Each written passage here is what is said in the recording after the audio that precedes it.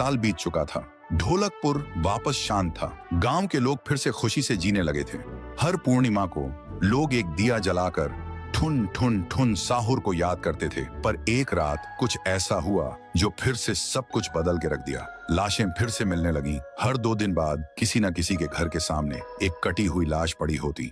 गांव फिर से कांप उठा। एक दिन सब लोग महाराज के पास पहुंचते हैं और रो रो कर गांव की घटनाओं के बारे में बताते हैं। रात को महाराज 2 सेनापतियों से कहते हैं, जाओ और खोजो इस कांड के पीछे कौन है। लेकिन सुबह सिर्फ उनकी लाशें लौट कर आईं। एक का सिर था ही नहीं, दूसरे के पैर कट चुके थे।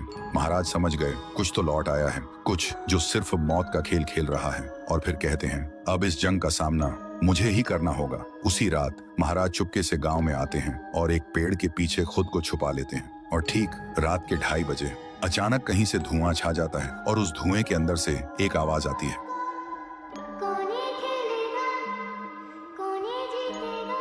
और फिर धुएं के बीच से निकलती है एक गुड़िया, गोल आंखें, एक बेजान सी मुस्कान, लेकिन चेहरा मौत का पैगाम। वो गुड़िया एक घर के गेट तक जाती है और बच्चों जैसा एक गाना गाने लगती है। उसके गाने की आवाज सुनकर एक आदमी बाहर आता है और अगले ही पल वो गुड़िया उसका सिर चबा जाती है। वो आदमी तड़प तड़प के वहीं जमीन पर गिर जाता है। महाराज सब कुछ देखते हैं। उनकी आंखें भर जाती हैं। उन्हें समझ आ जाता है इसके सामने जाना मतलब खुद का अंत लिखना है। अगली सुबह गांव के लोग इकट्ठा होते हैं। महाराज कहते हैं, ये पिछले भूत से भी ज्यादा डरावनी है।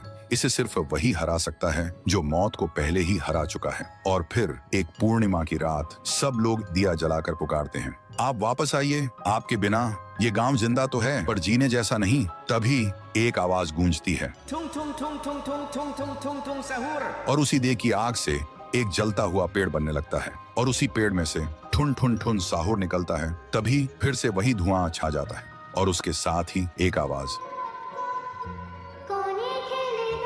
सब लोग घुटनों के बल गिर जाते हैं और कांपती आवाज में बोलते हैं, हमें बचाइए, वो आ गई है। ठुन ठुन ठुन साहुर एक जोरदार जंप करता है और सीधा उस धुएं में घुस जाता है और शुरू होती है एक आखिरी जंग ठुन ठुन ठुन साहुर और गुड़िया की। जमीन कांपने लगती है, आसमान से बिजली गिरती है और जब धुआं हटता है तो दिखाई देता है गुड़िया बिखर चुकी थी। हाथ अलग, सिर अलग, पैर अलग। और तब से गांव में फिर से एक नई सुबह हुई। महाराज मुस्कुराए, गांव वाले जीने लगे और उस दिन के बाद ठुन ठुन ठुन साहुर सिर्फ एक भूत नहीं रहा, गांव का रक्षक बन गया। लेकिन उसी रात कुछ ऐसा हुआ जो किसी को भी पता नहीं चला। गुड़िया का सिर, हाथ, पैर अपने आप जुड़ने लगे थे और फिर वो वहां से चली गई। तो दोस्तों, अगर आप देखना चाहते हैं पीहू वर्सेस गुड़िया तो इस वीडियो